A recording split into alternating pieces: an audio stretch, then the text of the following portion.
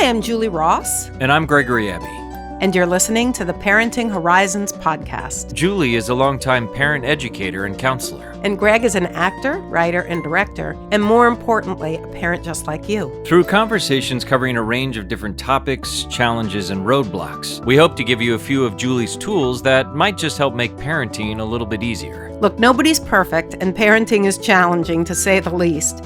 With a few skills under our belts, though, we might just be able to be good enough parents and enjoy the journey and our children a little bit more in the process. Hi, just want to welcome everyone to the Parenting Horizons podcast. How you doing, Julie? I'm doing great. How are you, Greg? I'm good. So today we are talking about the kids, and the kids as it relates to the pandemic and how they're doing, how they've done, how they're going to be doing as this thing seems to continue to roll out and keep going. But we're lucky to have a guest with us today. Again, another guest. We're getting into guests, which is really cool. So, Julie, do you want to go ahead and introduce our guest? Sure. Our guest today is Barbara Nussbaum, and Barbara is a psychotherapist in private practice here in New York City. Hi, Barbara. Hey, Greg. Hey, Julie.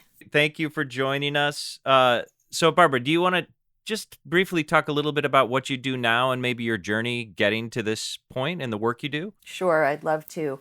I am a psychologist, and I have been working with teens and adults. I like to say I'm working with humans and people of different ages because I really emphasize that we are all more human than otherwise. And I have been doing this for probably 20 years and working, what's been going on since the pandemic is I have been continuing to work with teenagers and work with adults who are parenting and with parents around all of the challenges and struggles we're facing. I've also led a parent group through COVID for parents of adolescents and young adults. So I am hearing so much about people's experiences, people's challenges, and people's solutions through... Wow.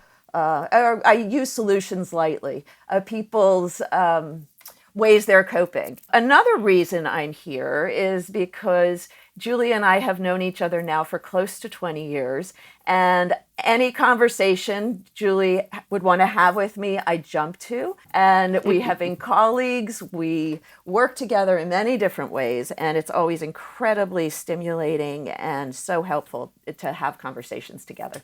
Oh, thank you, Barbara. Well, we're excited to have you, and I think, let's just dive right in, and I'll sort of ask these questions to both of you, and we'll just have a conversation about this. Wow, this thing has been crazy. I think that the hardest thing right now is this idea that we're still in it. I think my experience, just even personally and a little bit with my kids, but personally was like, okay, we're sort of getting to the end of this a little bit. Things are going to be going back to normal, and obviously with the Delta variant and issues with vaccinations, this is still ongoing. So I guess currently I would ask, what are you seeing in your practice, in your groups with kids this summer, I guess, and coming into this new year? What have you been finding?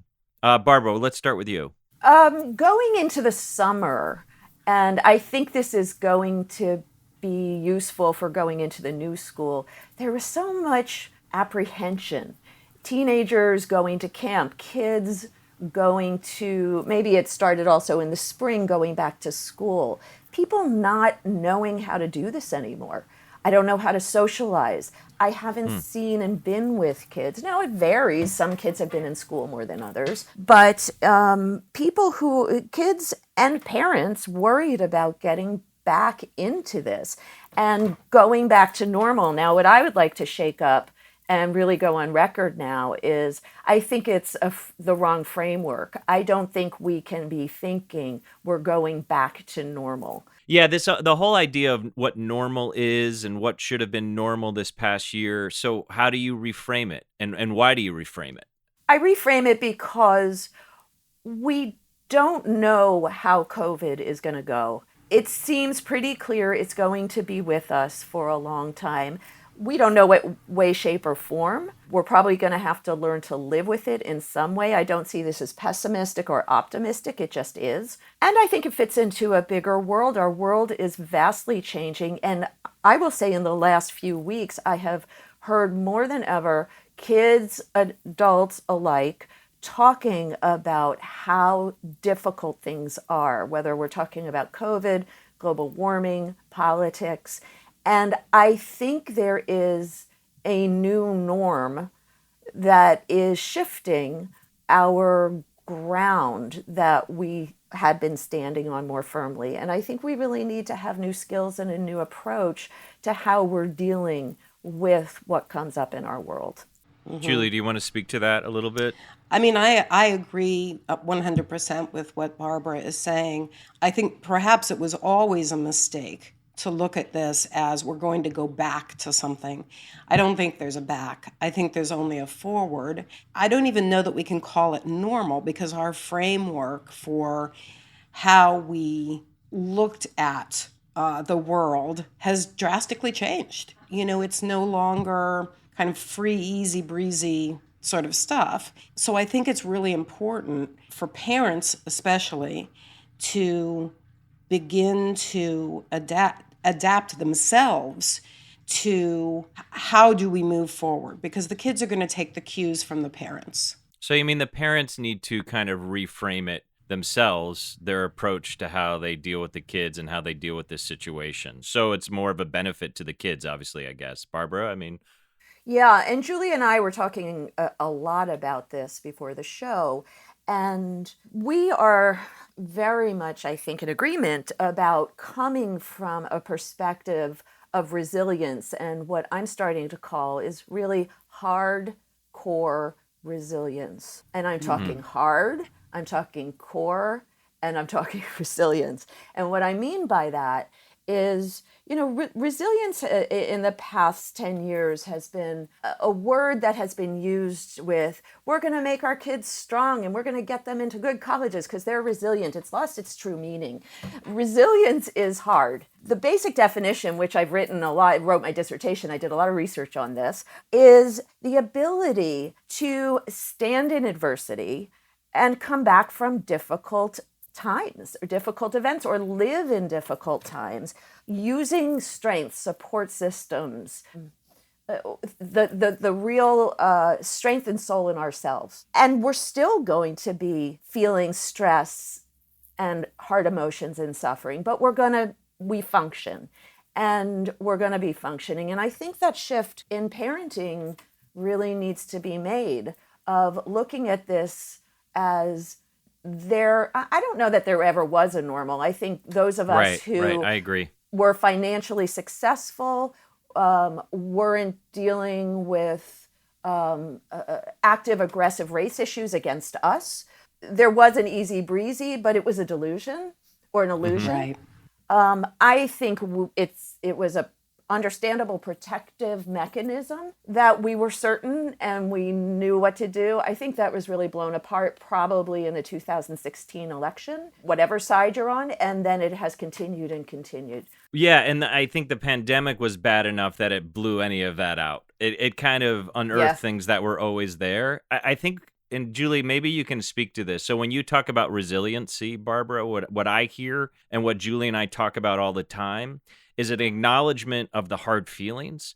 And maybe this is something to keep in mind for parents as they're dealing with children. Because when I hear you talk about resilience, I hear, yes, we can work together to get over this, but let's also acknowledge the fear, the anxiety, the struggle that comes with it. So it's not this kind of, hey, normal, we're all doing great, right? Let's buck up and get through this. Come on, team. I mean, is that, Julie, what would you say? Yeah, I mean, it reminds me of the podcast that we did, Greg, where we talked about tolerating negative emotions.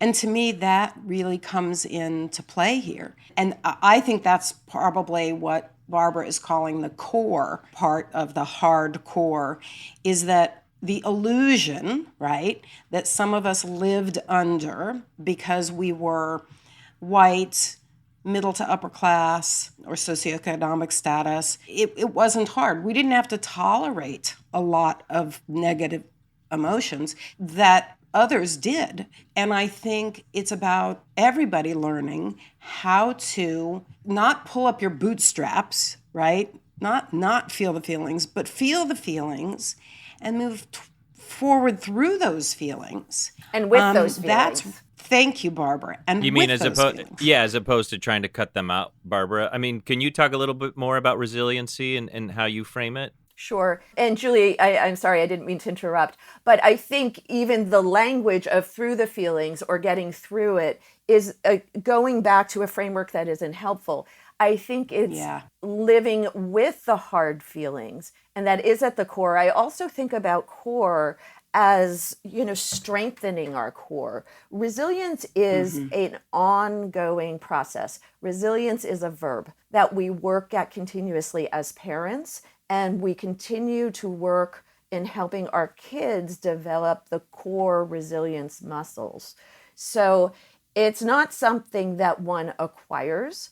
One has it. You have it at certain times. You'll topple a bit at other times. And that's the opportunity, the moment, not a fun opportunity, but that's the moment where then you try to use strengths and use what you have in your life, in your child's life, to help get to a more functioning place. And the more functioning place is relative depending on the time and the person. Right. I would agree with that.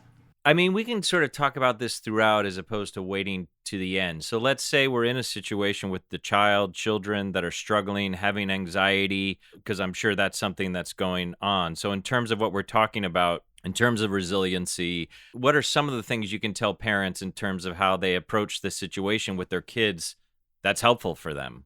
Barbara, go ahead. And then Julie. Sure. Greg, I'm trying to think of, I'd like to think of specific situations because I always think that's so helpful, and it touches people's, personal experience.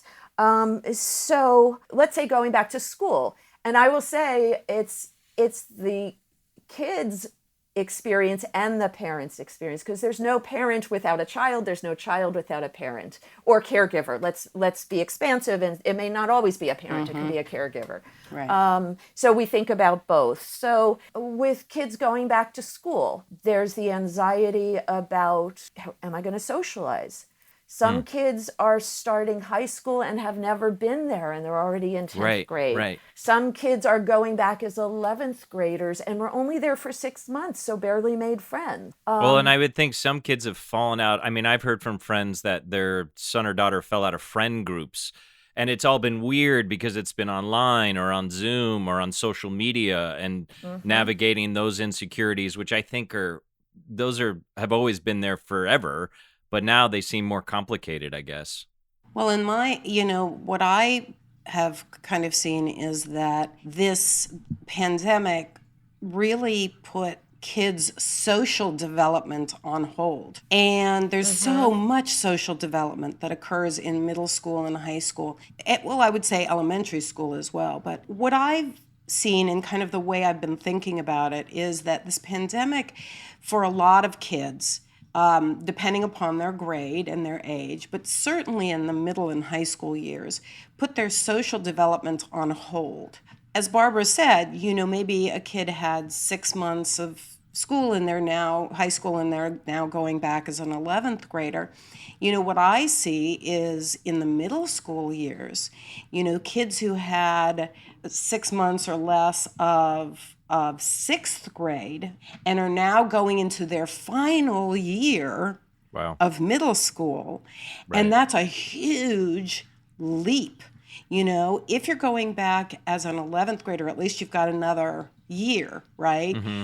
But I'm seeing kids who are extremely anxious. They didn't even have an opportunity to make friends yet, right, at the school, and now they're going back as a upperclassman sort of thing. Sure. And they just don't know how to do it. So some of them that I am aware of have latched on to a particular person who was handy, who happen to be around, but not necessarily someone that they would have chosen if they'd been in a larger group to choose from. And that there's a lot of, I would say, almost jealousy or possessiveness, I guess, over the particular friend that one has made as the groups are starting to re-expand. And I think it's tough. I mean, I think these years are tough anyway socially. Right. And to not have had the opportunity to develop day by day by seeing somebody else's facial expressions when you say something, somebody else's body language if you were via Zoom, if if they say something, I think it's just halted development. Well, it's all that stuff is online now and over social media, texting. Barbara, is that some of the same stuff you've seen, kids that have missed a year and a half of school? How do you help kids to navigate that situation for kids that have had to take a year and a half off?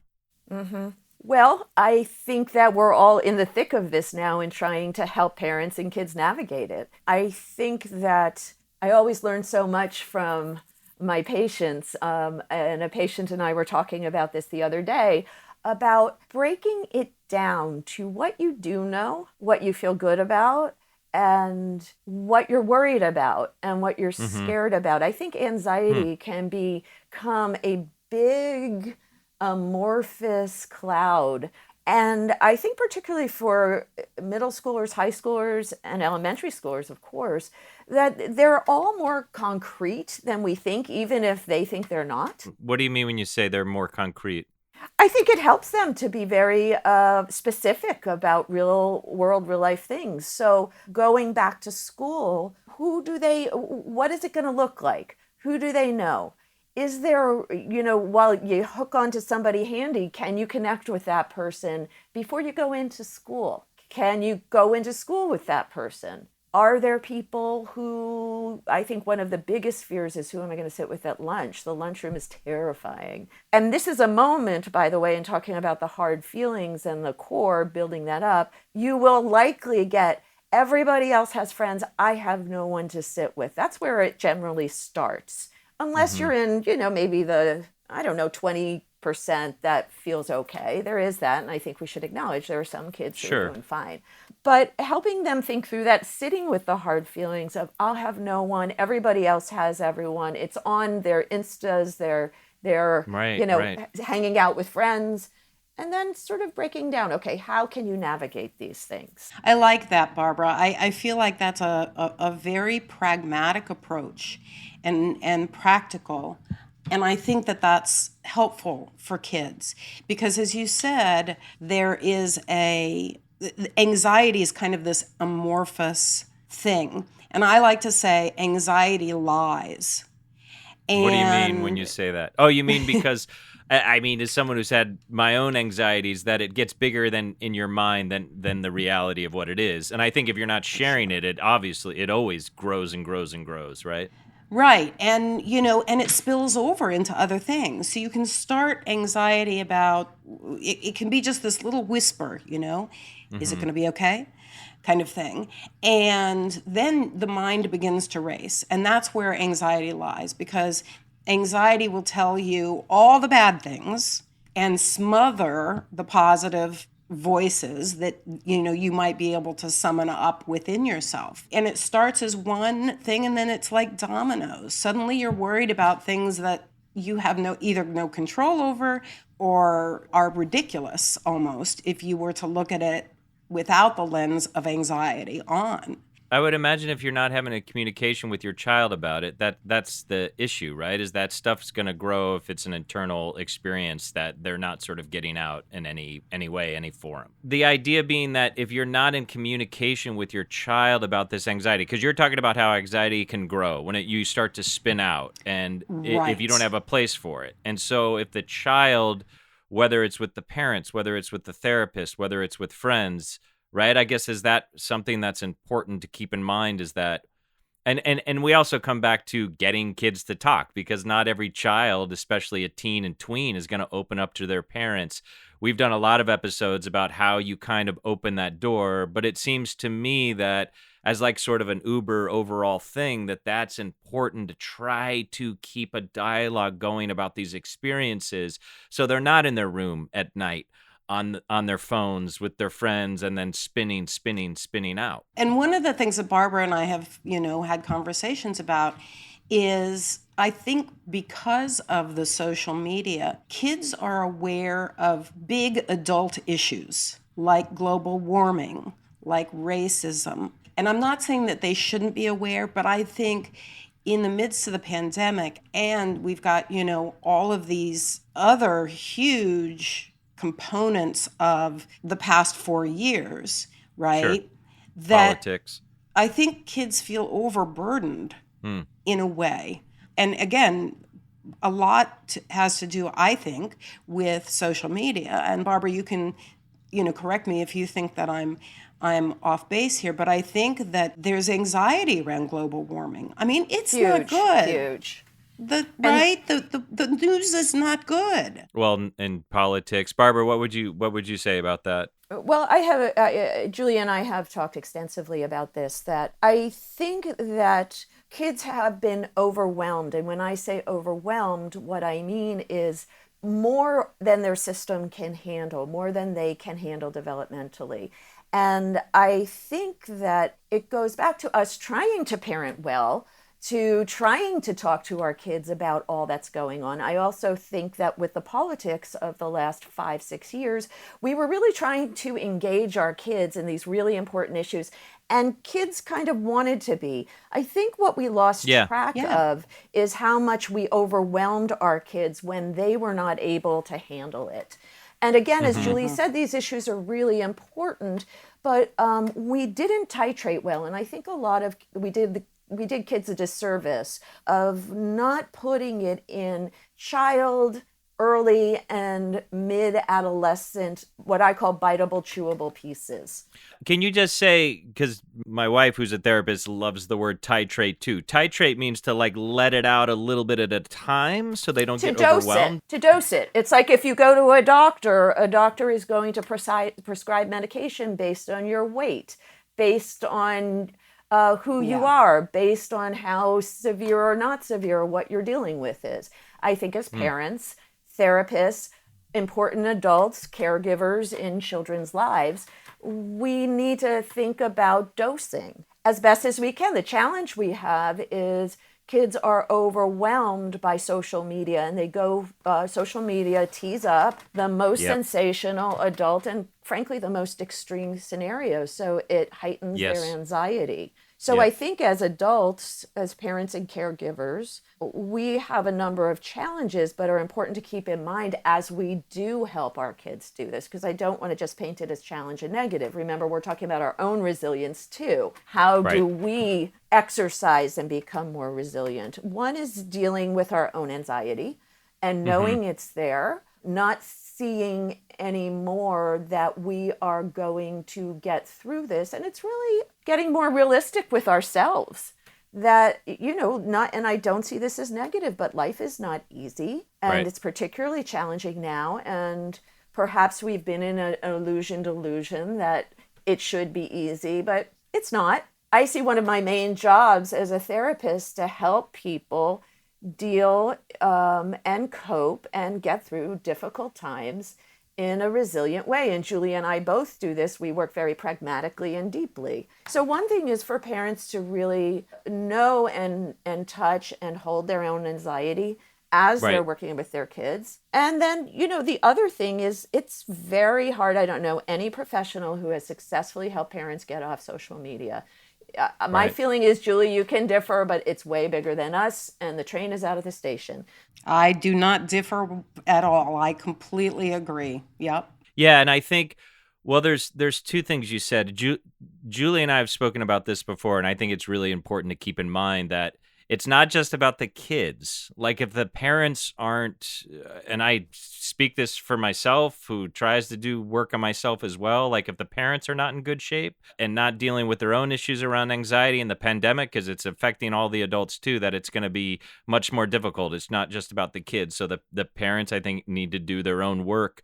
And then the other thing, it just occurs to me as sort of an anecdote that this idea of barreling through. So I have some friends that we see in the summer, and the mom was talking about her son was a senior this year. He was a senior in high school, and I think he had a terrible time. It was a lot of sleeping. She said, I spent a lot of time like trying to get him to wake up, trying to get him to do his homework, trying to, and this kid just slept all day, played video games, and barely made it through, I think. And now he's going to college in the fall. And what she said to me a couple of times that I finally was like, what do you mean by that? She was like, and I think this is a fresh start. I think he's going to get to college, and I think it's a clean slate and it's a fresh start. And I just said, well, what do you mean that he'll just go and magically, because to me it felt a little bit like, are you in touch with like what this kid is coming out of? Like he's not going to just show up at college coming out of this experience and suddenly be fine and hey, I've got a clean start, this is going to be great. It felt like a kind of maybe burying your head in the sand. And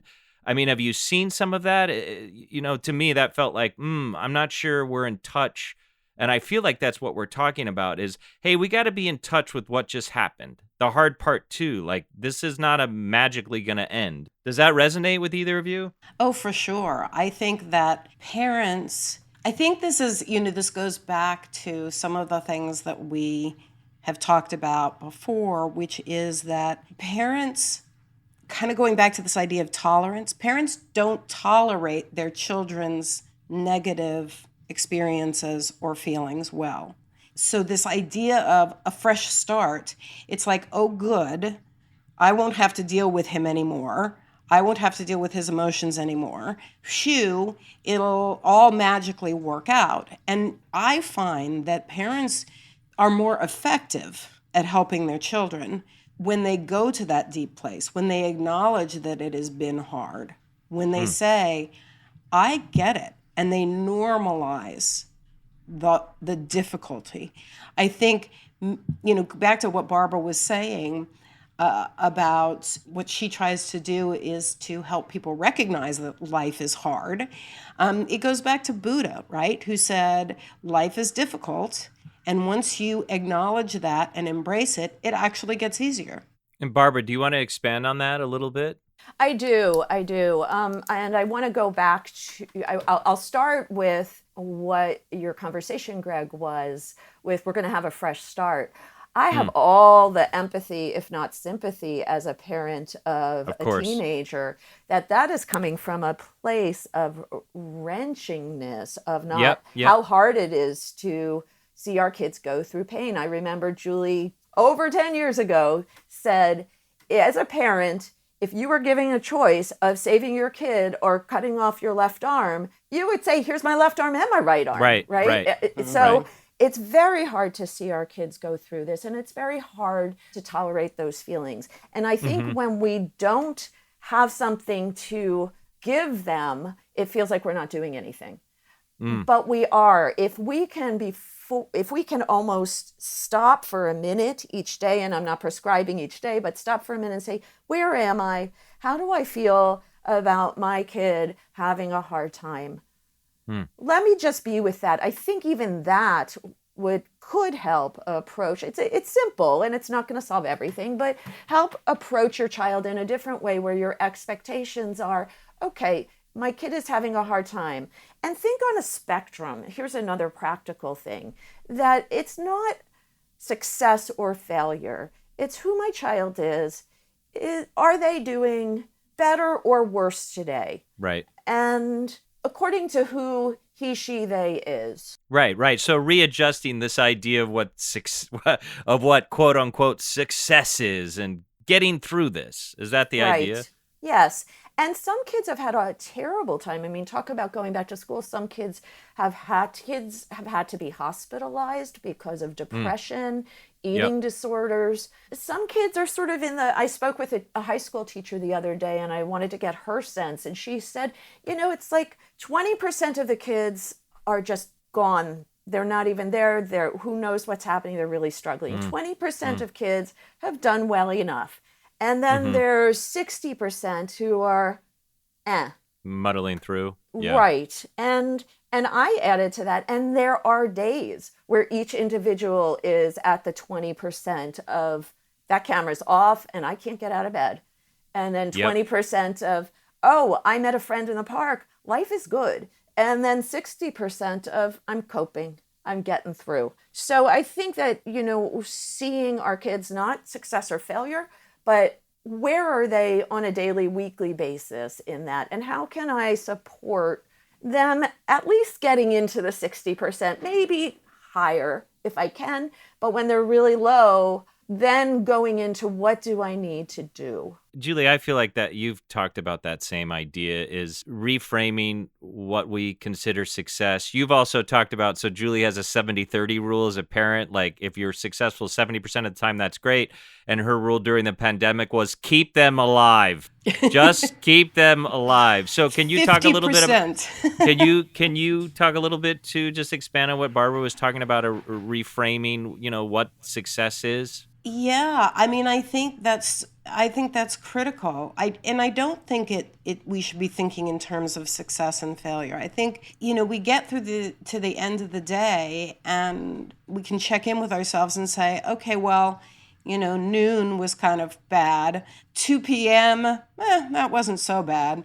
5 p.m., yeah, that was awful again. But to do more frequent check-ins, I think helps us realize that we're not frozen in a freeze frame sort of mode. It's not like, oh, I had a really bad morning, therefore I'm doing terribly. And I think we have a tendency to do that. And we have a tendency to do that for ourselves as well. But I think we also have a tendency to do it for our kids.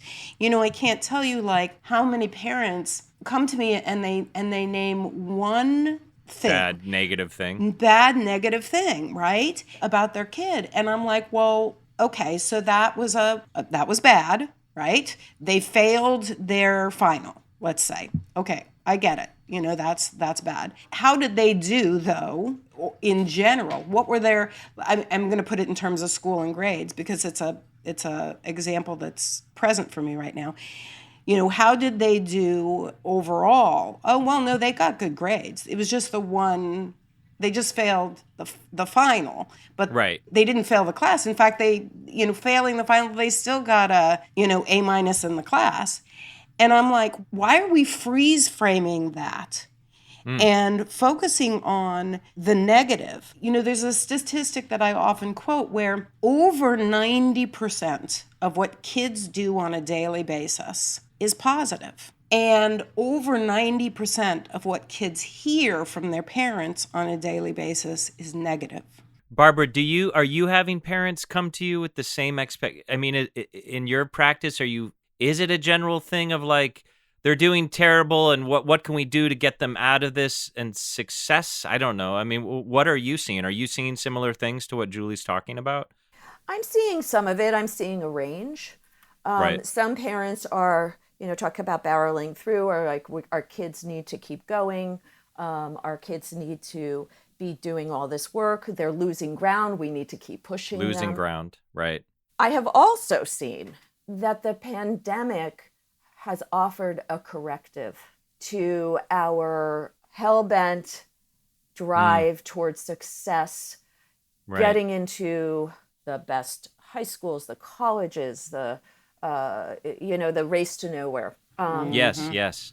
Because while there were barriers in our way that we didn't want to see, or people of certain color and class didn't really have to contend with, this pandemic, nobody could get away from contending with barriers, blocks, problems. Right. And so I have seen with a number of families a corrective of, you know what, we're actually enjoying not having all of that pressure. We Yes. are rethinking Right. how much we have to push. Many colleges, it's symbolic and actual, but many colleges are taking away tests and lowering their valuing the ACTs and SATs. And I think Right. that's reflective, and people are like, okay, so we don't have to push so hard on the college process. Now, I'm not saying people aren't feeling also anxiety that we don't know where we're standing with it, but Sure. so I think there's been a corrective for some families, and I think it would be a good use of this big boulder that's been put in front of us. Instead of thinking, how are we going to barrel through it and hurting our shoulders and our heads trying to drive right through, or finding ways around it, of stopping for a minute and looking at the boulder and saying, how can I think about this? What can I reflect on in myself? It's a moment of stop, of my values. Absolutely. I was thinking values too, because I think, well, and it just seems like another idea of like, hey, this is another something to look at. I would say if there's one benefit that's come out of the pandemic, I mean, you're talking specifically with kids and school. I think that's part of it. But people have just reevaluated like, wait a second, why am I working so hard? Why am I living here? This doesn't work for me. And I think that's been a benefit, but it's also just another thing to kind of grapple with. And I think it seems like another important conversation about like expectation and drive and success and what all that means. I think, Greg, taking from that and leading the question, I think there's some reaction to what will the future look like. And I've seen different approaches to oversimplify two avenues. Some people are barreling forward to ensure that they are going to get what seems to be a smaller and smaller pie. And others are, I think, grasping less and are, I don't know what it's going to be. And, Right. Maybe I'm not going to drive so hard towards that. Or actually a third route is maybe I'm going to look at expanding the pie and how we can all work together to help more people succeed and have part of this. That's a third Right. one that we're seeing with a lot of the Black Lives Matter movement and the changing in politics. I want to talk a little bit about, because some kids have handled this okay, and we can talk about that. And I think Julie's mentioned something to me, because when I think about my own kids during this, I feel like they've actually done pretty well. But then what I talk with Julie about is the point of, are you sure if you're not checking in and if you have a child that's not talking? So let's say whether it's a kid that is on paper seems to be successful, or a kid who's struggling but won't speak about it. What do you do in that situation? Well, I want to go back to kind of what I believe is a tried and true principle, which is that kids may not be talking, but they're always communicating. All behavior is communication, just pure and simple. Body language is 55% of communication, right? Tone of voice is 38% of communication. So when you get the right, you got a tone there and you got body language. And words are only 7%. Doesn't matter if they talk to you with their words. I think you can still be attuned to how your kid is doing by paying close attention to their body language and their verbal, and I put verbal in quotes, grunts and groans and, or you're just crazy. Mom, Dad, you're just crazy, wanting to restrict my social media. Well, they may not be talking to you about what's going on internally, but there's a lot of information in that. Right? Right. They're feeling restricted. They're feeling like their independence is being stunted. So they're communicating. And I think as parents, sometimes what I have found is that parents avoid talking about feelings with their kids because they're worried that they're going to, if their kid doesn't have that feeling, they're going to somehow give them that feeling. Like it's like if I say you seem frustrated, well, now the kid is frustrated, even if they weren't before. Let's not talk about it, because then it'll make it happen. Exactly. And by the way, it doesn't happen that way. No, it doesn't. At all. At all. And, kind of going back to what Barbara was saying earlier, it's so critical that these kids have an opportunity to express themselves. And let's not say talk about it, because that just parents go, well, they don't talk. But express themselves and be validated for the feelings of frustration. Even if the frustration's at you as the parent, you might be a symbol for something larger. And Right. often we are a symbol. We're this great kind of scapegoat. Somebody who said to me just the other day said, my kid says that I'm, all she says is that I'm crazy. And I said, well, congratulations. Now you have that badge like the rest of us. And it's not necessarily about you, the parent. But the more that a kid can feel validated for the feelings that they have, just on a day-to-day basis, the more they can see the positives in between the negatives. Right. So it sounds to me like part of what you're saying too is for parents to really be attuned to whatever the behavior is, because you're saying it might not be verbal, and you sort of have to be open and investigative and really listening to like the cues you may be getting. Barbara, can you speak to that situation where you might have a kid that's nonverbal, and what do you do in that situation? Yeah, I think I would almost say maybe not nonverbal, but like verbal rangy. And I think, one of the things that comes up a lot with parents is they hear us say this and then they're like, okay, but how do we interpret the communication? I don't know what it means. I have a kid who's in their room all the time. Are they depressed, or are they just being a teenager? I'm a big believer in looking at patterns. Each Good point. Each communication, I think especially with adolescents, when they start to get more salty. That's the new word for sassy. I like that. I like salty. That's I true like that. and good.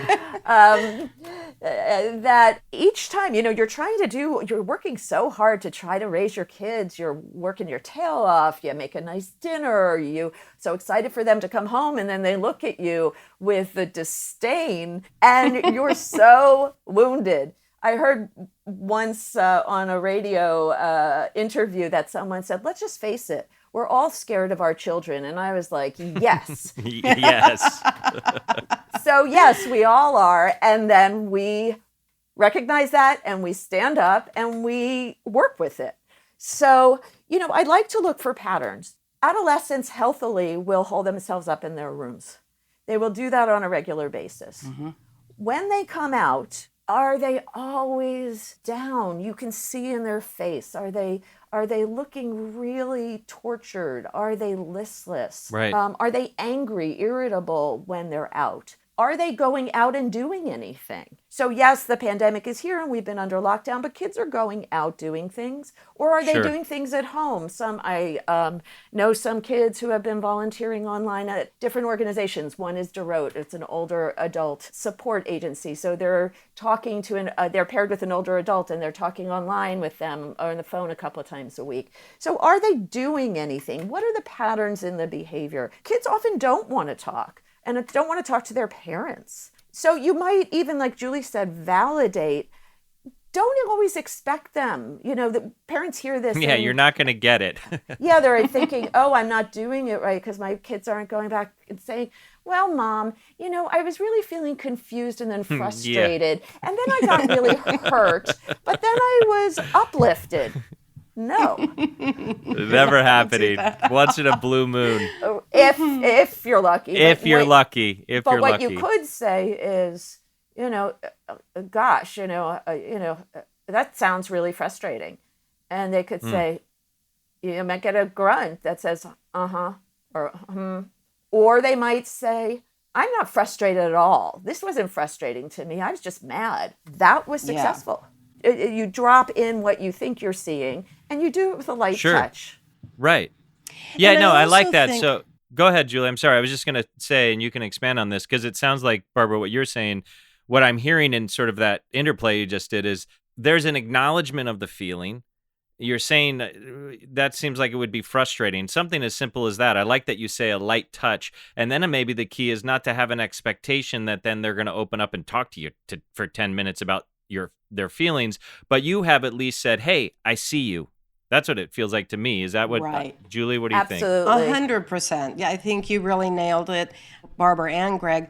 And what I was going to jump in and say is that I think one of the things that prevents parents from doing any of this, or some of it, is that parents take things personally. So when the child says, "You're a terrible parent," or "I hate you," or "I wish I didn't live in this house," or whatever it might be, parents fail to recognize that that's just code.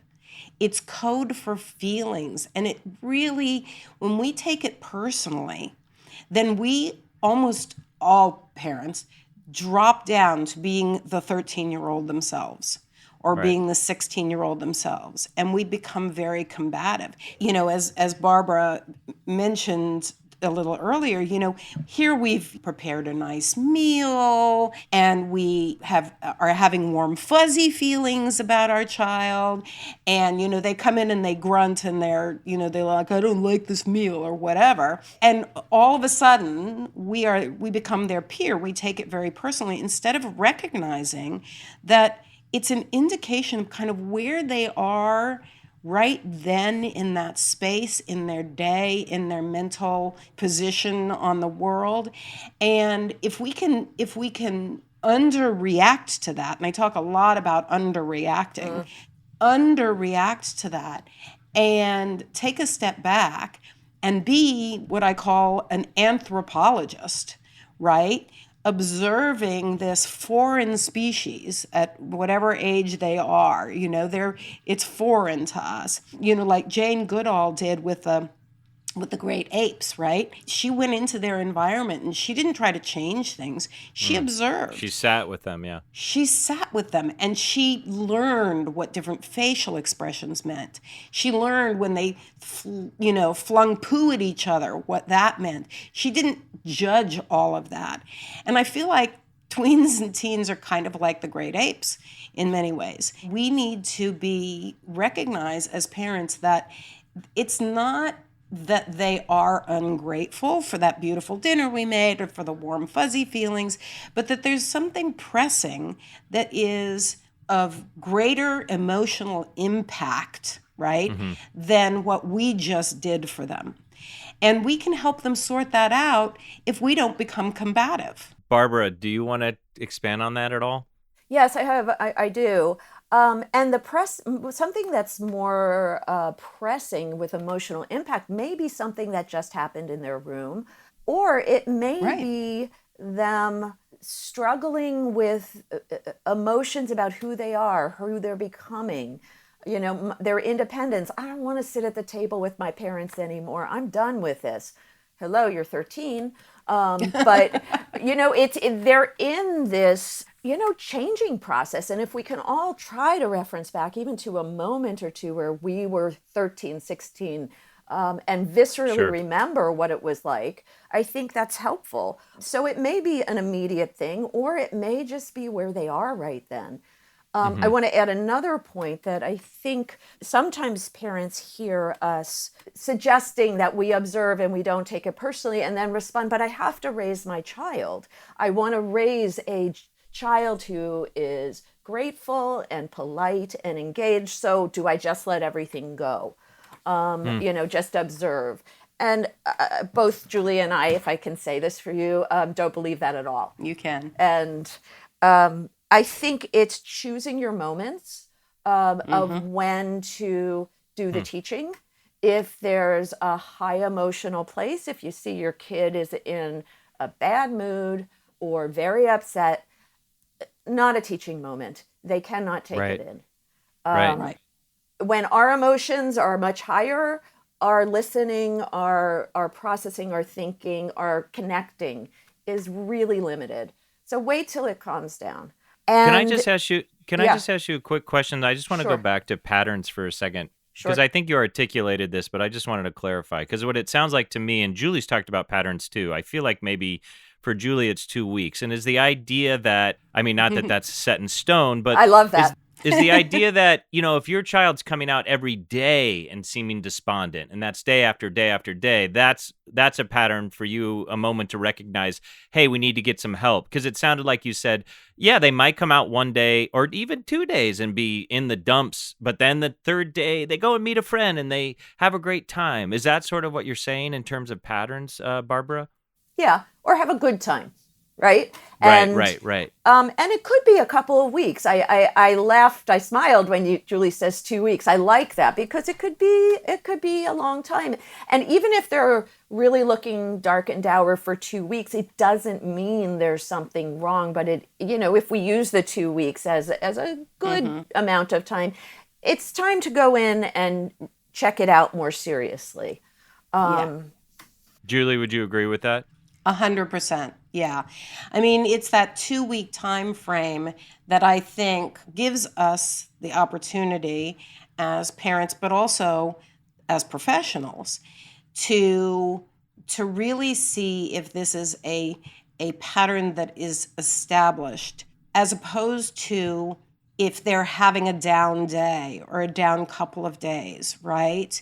I don't want to rush to judgment about that. And I don't mean judgment as in this is good or bad, but I don't want to rush to, oh my gosh, they're depressed, unless there are other signs. But I think we need to give them the opportunity and give ourselves the opportunity to address it and help them work through it, or have them work through it themselves, so that we're not, jumping and rushing, and becoming alarmed.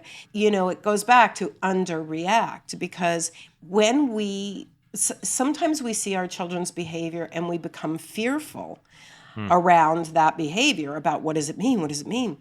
And, years and years ago, I think it was in the very first class I ever taught, one of the parents said, when I am afraid, I am at my worst as a parent. Because fear it obscures any kind of clarity of vision that we might have about our kid. It's similar to anxiety lies. So giving it a little bit of space to see, is this a pattern, as Barbara has said, allows you to, remove that lens of fear and be more effective in your communication and in next steps, if next steps are necessary. Barbara, do you want to add something? I do. Julie and I were talking the other day, and I came up with a metaphor that was really helpful for me about this, that in parenting in these times, that I think we used to think that we were on steady ground. And I say used to because we've talked about today how none of us are really sure how steady it was, but it felt like we had 2 feet on the beach. Now I'm thinking more that parenting is about being on a boat and having a sturdy boat for our children and our families and our community. It could be chosen family. And as parents and caregivers, and I would add teachers, people who are working with young people, we are captaining the boat, and we are on water, and there will be swells, and there will be calm parts, and there are other boats, and we need to think about how to steer the boat so everybody can adjust to what is happening with the water, what's happening with the weather. So if there is weather coming in, which I often use that expression when people are in a dark mood and it's sort of a down mood and it's just in the air. When weather comes in, as the captain of the boat, you need to read it. Is it a tsunami that look, sometimes I do want to say you're really worried about your kid, and it's not frequent, but if you're really worried that something's going on in that room, you go in the room. But that's a very small percentage of the time. How many times does a tsunami just pick up and hit us? But you're going to need to captain this boat. And again, it's kind of like a Buddhist concept that things will be hard. You'll have lovely days. And this is where the world we're living in. We're in a boat. And you need to be the captain for your kids and keep the crew feeling positive and motivated, and there will be days when they're not feeling motivated. I love that. It's a great metaphor. I like the being on the sea, because that's sort of the idea, is that it's that should be the emotional life, right? That it is up and down, that it's calm waters, then it's not, and you're sort of kind of floating along dealing with all parts of that. So that's really great. I love that. I just want to circle back real quick to, we talked a little bit about the idea that in order for parents to help their own kids, that they need to be in a pretty good, well, I don't know about a good place, but at least acknowledging their own emotional place and struggles and triumphs and whatever it is.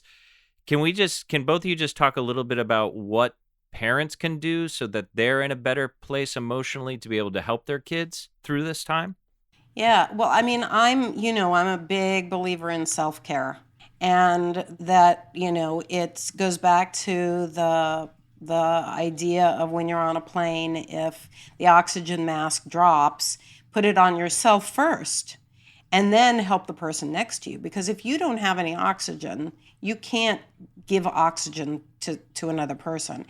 And I think that's been a challenge through the pandemic for parents, because many parents were working from home and helping their kids do remote schooling, and it just didn't feel like there was any way to do self-care. I mean, there wasn't a moment you couldn't, I mean, obviously there was a time when we weren't even, you were kind of on lockdown. We couldn't even go outside. So forget even taking a walk, It just felt very, I think parents felt very blocked around that. Things are a little better now, or different, I would say. Things are different now. And I think it's time to, that parents start thinking about, well, what gives me oxygen? Right. Is it working out? Is it going for a swim? Is it going for a walk around the block? Is it reading a book? What is it? Because if parents are feeling super deprived, they can't Oh yeah. They can't even You can't show notice. up. You can't show up. You don't even notice what your kid is going through, because either you are so consumed with your own emotions, or you're projecting your feelings onto your kid. So it creates an inaccurate reading of them. So I think, just like Barbara was saying about checking in with the kid, or checking the temperature of the room, or I like the the metaphor of weather. What's the weather like right now? Is the sky darkening? Is there a big wind picking up? I think parents need to be doing that for themselves, waking up and saying, okay, how am I doing right now? Just right out of the chute. Am I feeling a little down? Am I feeling up? Am I feeling hopeful? Am I feeling lethargic? What is going on for me in this moment? And doing regular check-ins, and identifying what are my self-care options, Right. and taking advantage of those. Yeah, and Barbara, I want to hear your ideas about this. I mean, I will say, just even for myself, last September, I started doing morning pages again, which is part of The Artist's Way. It was a Julia Cameron book that I had done 20 years ago, because I was having my own struggles, and like that was the thing for me. In terms, also I was exercise, but the morning pages is the one thing that got me recalibrated. And I think that's what you're saying. Like, what is that one thing? I had a few things, but I can really look back to my mental health kind of shifting in a more positive way when I started that. And I've actually been doing it the whole year. And it's been a meditative practice for me that allows me, ideally, never perfect, to show up and be more present for my kids. So, Barbara, what are your thoughts around what parents can do to show up in a healthier way for their kids?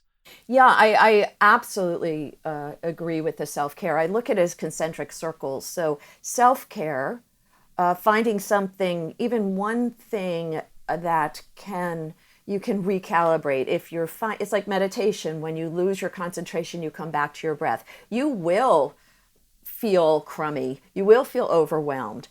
What can you come back to center yourself, to feel yourself again? Now, the second rung, almost like a bullseye, what I think is crucial to this is connection and social support. I think it is crucial. we got a dog this year, and we often talk about how she loves being part of our pack. And I have recently said, and she's a pack animal, and I've recently come to say, I'm a pack animal. I need my pack. And I think that, having discussions with people, so the parent support group, which I ran through my synagogue this whole year, was very helpful. We met once every 2 weeks to talk about people's experiences. How are people coping? What did people do last summer when everything was shut down? So Right. practical advice, and as well as a packship, a kinship, going for walks with people. And when you feel like you can't do it anymore, doing it anyway, picking up the phone and calling somebody. People talk about this with meditation. Just get your butt on the cushion. You're not going to feel like it. If you don't feel like reaching out, just get on the phone, get on Sure. Zoom. And I think if you sit in your place alone, the walls are going to close in. Sometimes it has to Absolutely. be a deliberate effort when you don't think it's going to work. And then more comes in, stimulates you, seeds are planted, and things can grow, even little growth. So Yeah. I think the social support is crucial right now. Yeah, it just that reminded me too. I mean, that was the other thing, now that I think of it, that I started last year was, my two closest friends from college. We were definitely talking once in a while, but one of us, or maybe all of us, were like, "Hey, maybe we should schedule this." So we started doing, like, every 2 weeks we did a Zoom, and it was huge. And again, there were days you were like, "Ugh," but invariably you get through that hour and a half, you finish, and you're like, I mean, I think it just goes back to everything we're saying, is that experience when it's internal, you're not sharing it, it builds in your head, whether it's anxiety, whether it's stress, like any of that stuff you can do to put out. I totally agree, Barbara, that community is a really big part of sort of managing through this, especially for parents. I was just going to say, and also very briefly, it's okay to ask for help. It's okay to reach out and say, you know what? I need help right now. And I was just going to say that a different facet of that gem, Julie, that it's crucial to ask for help. When you're talking to other people, checking in about your feelings. So sometimes it's hard when you just say, where am I feeling? What am I feeling right now? Oh, I'm feeling bad. Then what do you do with that? You call somebody and you say, I'm feeling bad right now, and they can support you. I think it is crucial to be saying, I can't quite get myself to do anything these days. You talk to somebody about it, and the pack, the two people together, the three people, a partner, somebody will bring in new ideas just by talking with them. If you find that you're in a group or talking to somebody where it's negative all the time, I think it's important to reevaluate if you're going to go to the person for that kind of thing. That's Right. great. So why don't we this has been great. I feel like this has been my community. I feel better already that we've had this conversation today and talked about all this stuff. And I do too. Yeah, I me do. too. It works. It really works. And I even had some anxiety coming into this, which any of those communications, you're like, oh, I hope this goes okay. And I feel I feel a lot better. So why don't we just wrap up and you both can briefly talk to this? I think the hardest thing, and again, I'll just speak for myself, is like, oh man. And Julie and I talked about it briefly when we first got on this morning, was like, dang it, this thing is still coming. And now we got the variant, and we got issues with vaccinations, and so it isn't over. We're still going through it. Kids are going back to school, hopefully. So, can we just reiterate a couple of the things that parents should keep in mind about dealing with their children as we sort of move forward with this new thing, this new existence? Julie, you want to start? Yeah, I mean, I so love Barbara's metaphor about the boat because I think it's a realistic take on kind of moving forward, right? We really don't know. We don't know what the weather's going to be like. We don't know if we're going to have some stormy seas or calm seas or what order those are going to fall in. But as parents, it's our job to captain the boat, to know when to drop anchor, to know when to steer in a different direction, to know when to pull that sail to the mast so we don't get capsized. And a lot of that for me does have to do with being in tune, not just with your kids, but with your own feelings. Because we have to say, how am I doing? And then we can look at our kids and say, and how are they doing? And, what direction do we need to go in? Do we need to just need a mental health day, right? Let's just not do school today. Maybe it's one of those days. I think parents get so caught up in the societal measurements of what success is that it keeps our eye off of the prize. And the prize is the health of the family, the health of the community, as Barbara correctly pointed out and so accurately, and the health of our children within this. That's the prize at the end of the day. If we can keep our relationships intact and some sort of stability of emotions, I think then we will come through whatever is in the future in a healthier way. Barbara, do you want to speak to that? Sure. I love what you said, Julie, about the prize is really the health and the connection of our kids, families, communities. And that's different for everybody. There are some families that just do better than others. But we're all, in some ways, doing the best that we can. I think that adding to the boat metaphor, that as we're captaining our boats, I would also like to think of and I'm not a boat person, but there's a flotilla. That I think that means many boats together. Is that right? Uh-huh. Yes. Yes, that's right. Yeah. So we can get supplies. First of all, we can go back to land and get supplies. We can communicate with other boats. We can sail together. There will be stormy weather. We know that. Of course. And how do we work individually and collectively to support one another through this? If it's getting very hard, there are ways to get help. Schools have beefed up and they've gotten funding for beefing up their mental health staff. Some schools are having groups for parents. They have more guidance counselors for kids. Use them. If you can afford private therapy, you can call a therapist. You can, for you or for your child. There are wonderful podcasts like this one and other ones where, we're in an era, we talk about the digital world being problematic.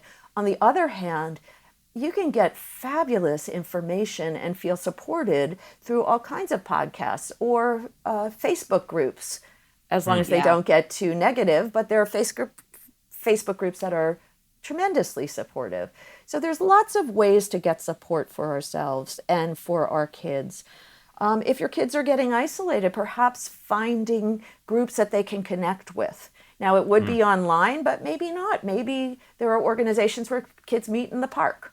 So I think some kids who did well during the pandemic, or at times did well, had connections that were formally organized the way, Greg, you spoke about yours. So I'm a big believer in we're captaining our boat with our flotilla. I love that. I love it too. That's a great way to end. Barbara, thank you so much for joining us. This has been awesome. Barbara. I really appreciate it. Yeah. Thank you both for having me. I loved being here. Thanks for listening to the Parenting Horizons podcast. If you enjoyed today's episode, please share with your family and friends. And if you'd like to hear more about Julie's work, join one of her parenting groups, or see about individual counseling, please visit parentinghorizons.com. Or you can email Julie at julie.ross@parentinghorizons.com. See you next time.